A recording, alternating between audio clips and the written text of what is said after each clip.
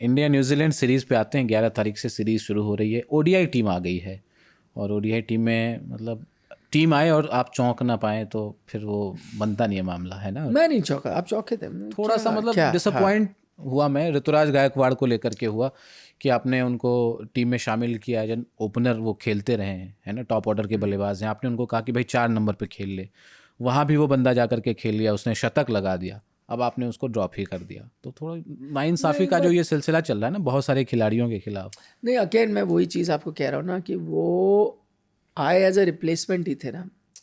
वो श्रेयस अय्यर की जगह पे आए थे। श्रेयस और गिल आपके दोनों नहीं थे। जैसे ही वो फिट हो जाते, आपको ही पता है उनको टीम में आना ही था, तो जो जो आए थे एज स्पेशलिस्ट बैटर्स उनको बाहर जाना ही था। That is an unfortunate.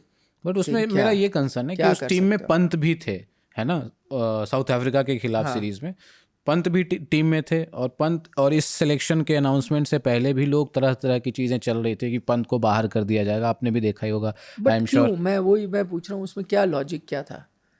Pant team के साथ थे, चैंपियंस ट्रॉफी से टीम के साथ हैं, 16 मौका मिल नहीं रहा बेंच पे खेलने का। तो वो बाहर कैसे हो गए, बाहर कैसे चले जाएंगे भाई। मैं ये सिर्फ पंत के लिए नहीं कह रहा, जब भी कुछ हुआ, हमने सरफराज की जब बात की थी कि बाहर बैठे बैठे बाहर हो गए, या अभिमन्यु ईश्वरन बाहर बैठे बैठे, गलत हो रहा है ना। भाई जो खिलाड़ी टीम के साथ है, या तो आप उसको चांस दो, फेल कर जाए बाहर कर दो। वो साथ है, क्यों साथ है, क्योंकि आपको लगता है खेल कर अच्छा करके है, बिल्कुल। अब जब उसको मौका ही नहीं मिल रहा तो फिर बैकअप तो वही रहेगा ना। मुझे तो पहली बात, देखिए मैं रिपीट करता हूँ कि कई बार आपको खबरों को भी ध्यान से देखें।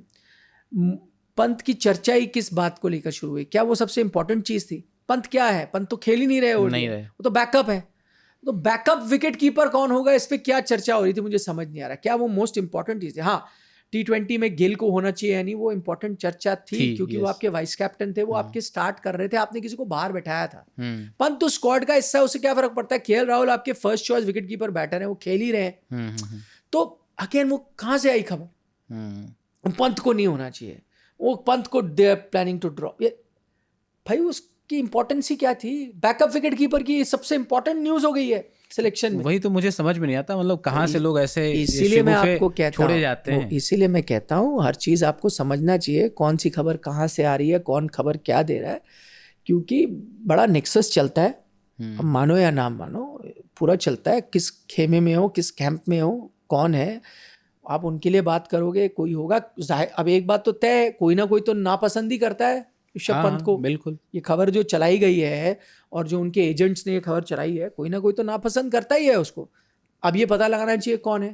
पहले मुझे लगा हो सकता है कोई सिलेक्टर्स में हो, पर अगर सिलेक्टर्स में होते तो बाहर बैठे होते। बाहर तो बैठे नहीं, चुने गए। जाहिर तौर पर टीम में से कोई है।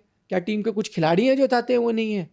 क्या टीम के कोचिंग स्टाफ है जो चाहते हैं नहीं? कोई तो है ना, कोई तो पावरफुल इंसान है जो चाहता है, या कोई बीसीसीआई में है जो नहीं चाहता, कोई तो है जिसने खबरें उसी टाइम तो बीसीसीआई के आते हैं बड़ी स्ट्रेटेजिकली आपने सिलेक्शन से पहले मैं इसलिए लेके हैरान हुआ, कई बार खबरें आती, मैं इसलिए हैरान हुआ कि यार ये खबर चर्चा में चल रही है, ये तो बैकअप विकेट कीपर है। जब भी आप टीम बनाते हो, आप मेन मुद्दों पे बात करते हो ना, यार ये रन नहीं बना पा रहा है, ये विकेट नहीं ले रहा है, इसका क्या होगा ऑप्शन, हम कैसे यहाँ कमी पूरी करेंगे। बैकअप विकेट कीपर आज के दिन में, मैं आपको ऑनेस्टली बता रहा हूँ, वो फर्क ही नहीं पड़ता। आपका आंख बंद करके केएल राहुल पिछले 3-4 साल से first choice wicket keeper batter है, वो रन भी बना रहा है उस फॉर्मेट में, वही खेलने वाला है। बैकअप तो उस दिन आएगा जिस दिन वो इंजर्ड हो जाएगा, तो 2 मैच कवर करेगा, क्या फर्क पड़ता है उससे? वो क्या आपकी सबसे इंपॉर्टेंट चीज है? नहीं है। और मैं इसलिए कहा पंत होने चाहिए कि जो है बैकअप वही चलेगा। या तो उसको 5 चांस मिल जाए, 5 में वो कुछ रन ना बनाए तो मैं को नहीं यार ये हटाओ इसको, दूसरे को ले आओ। अभी तो वो उसको चांस नहीं मिला, बैकअप चल रहा था, वो चलते रहेगा। मैं अगर सिलेक्टर भी होऊंगा, मैं जब सिलेक्शन कर रहा हूँ ना, मैं सोचूंगा क्या क्या करना है, बस बैकअप विकेट में दिमाग भी नहीं जाएगा। फिर मैं देखूंगा अच्छा यार कौन था, मैं तो ये पूछो कौन था, वो ऋषभ पंत थे जी। वो मैच मिले उसको नहीं, वो 10 मैचों से टीम के साथ ही जा रहा है, मैच ही नहीं मिले तो उसको क्यों ड्रॉप करूंगा? चलने दो भाई। क्या चेंज हुआ है? कुछ नहीं चेंज हुआ। ये थी, इसीलिए मैं कहता हूँ कई बार वो समझना चाहिए।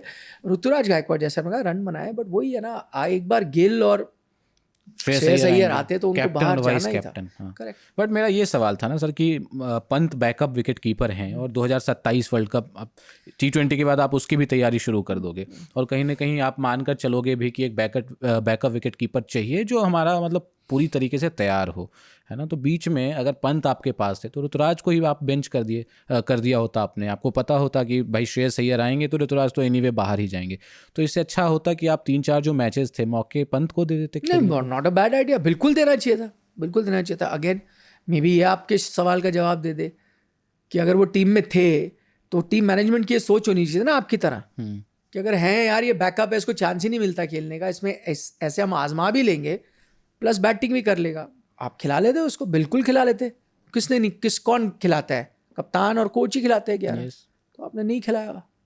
तो यहीं से बात निकलती है ना कि क्या कुछ हैं लोग ऐसे जो पंत को नहीं चाहते हैं वहां रहे। नहीं, मुझे नहीं पता कौन है, बट कुछ तो है, कोई तो है जो नहीं चाहता। क्यों? क्योंकि आपने जो खबरें देखी अपने आप तो पैदा होनी है, लगातार 4-5 लोग हाँ वही खबर चला रहे हैं। तो किसी ने तो दिया होगा, दिया है ना ये, हाँ कि चलाइए भाई, कोई तो उसके खिलाफ है।